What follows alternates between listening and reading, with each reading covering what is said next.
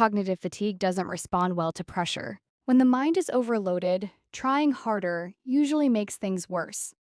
What helps instead are small forms of restoration, not optimization, not productivity hacks, but ways of giving the mind back what constant thinking has taken. Let's take this slowly. Cognitive fatigue isn't just being tired. It's the result of sustained attention, decision making, and context switching without enough recovery. So the mind doesn't need stimulation. It needs fewer inputs, fewer choices, fewer demands to interpret. Restoration begins when mental effort drops below a certain threshold. That's the goal. Not efficiency, but relief. One of the most effective forms of restoration is attentional rest.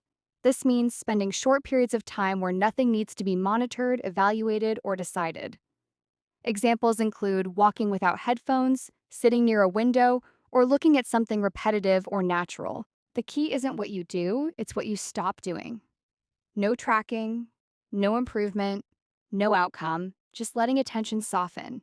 Another source of cognitive fatigue is open loops, unfinished decisions, deferred choices, mental notes held just in case. A simple restorative practice is decision closure. This can look like writing down decisions you don't need to make today, postponing non-urgent choices explicitly, or reducing options instead of analyzing them. Clarity reduces load, even when the decision is temporary. The mind recovers faster when the body leads. Gentle, rhythmic movement, walking, stretching, slow breathing, signals safety to the nervous system. This isn't exercise for performance, it's movement without metrics. The goal is not stimulation, it's regulation. When the body settles, the mind often follows. Cognitive fatigue increases when the mind is always available. Restoration requires boundaries, not dramatic ones, just clear ones.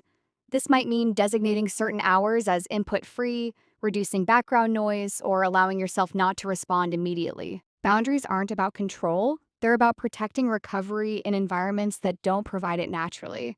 Cognitive fatigue isn't a sign you're doing something wrong. It's a signal that your mind has been working continuously in a system that rarely pauses. Restoration doesn't require fixing yourself. It requires giving your attention fewer places to go, even briefly. This channel exists to make those signals visible and to remind you that rest is not a failure of effort.